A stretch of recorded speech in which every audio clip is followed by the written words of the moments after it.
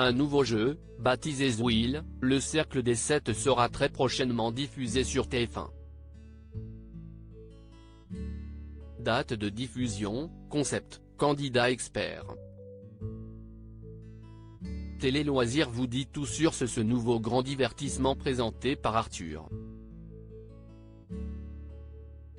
Entre culture générale, humour et enjeux, Zouil, le Cercle des 7 perpétue la tradition des grandes soirées de prime time de jeux.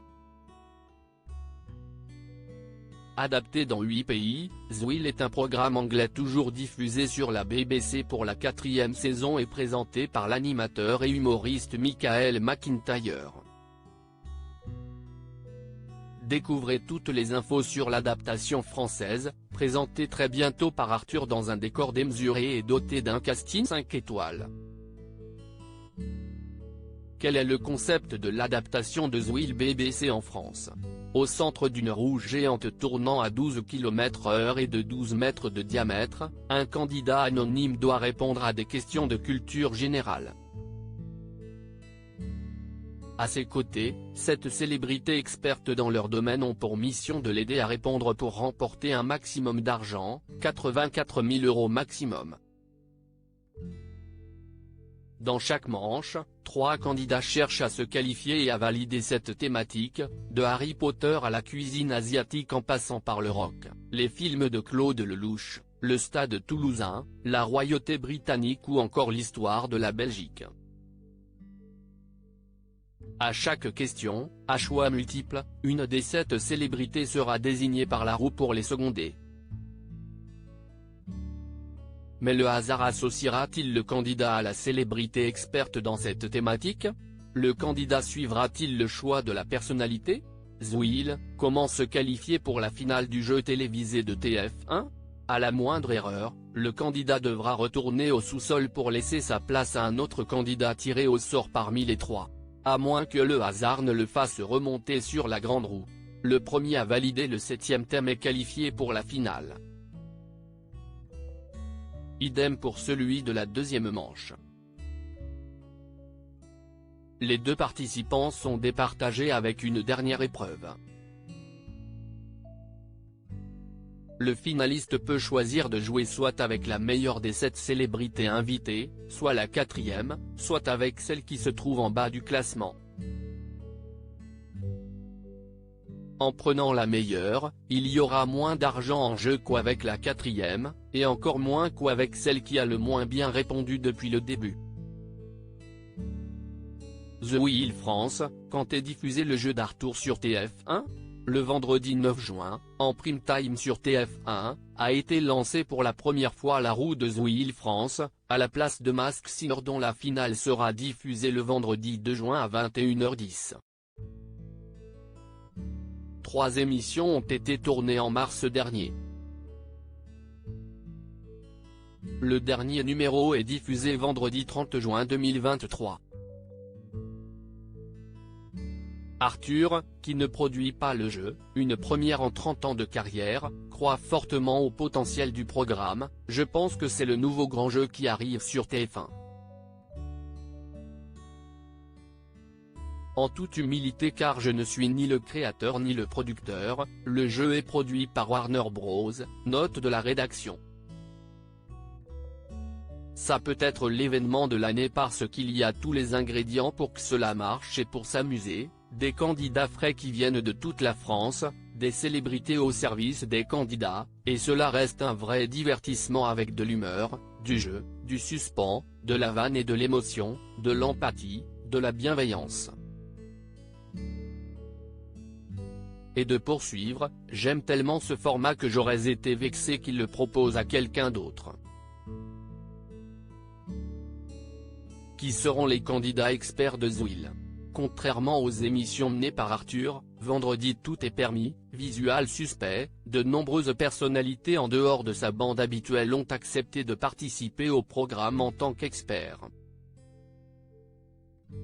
Elles sont 10 en tout dans chaque émission et viennent de tous horizons.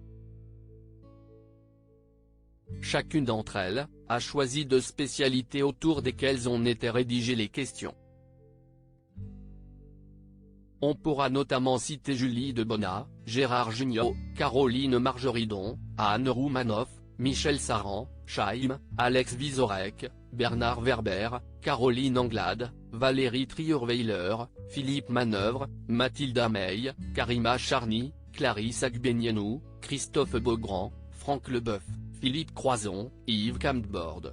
Mais aussi Christophe Beaugrand, l'humoriste Jérémy Crédville, la brocanteuse star Caroline Margeridon, l'humoriste Florent Père, le danseur Chris Mark, l'humoriste Anne Roumanoff et la journaliste Valérie Trierweiler.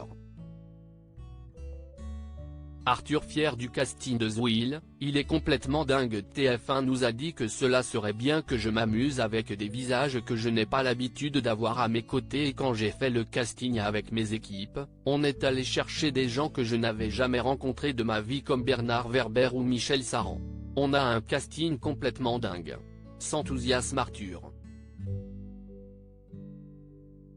Mais aussi des personnalités bien connues de l'animateur dans Baptiste Le Caplin, Arnaud de Samer, Elie Semoun, Jérémy Crédville.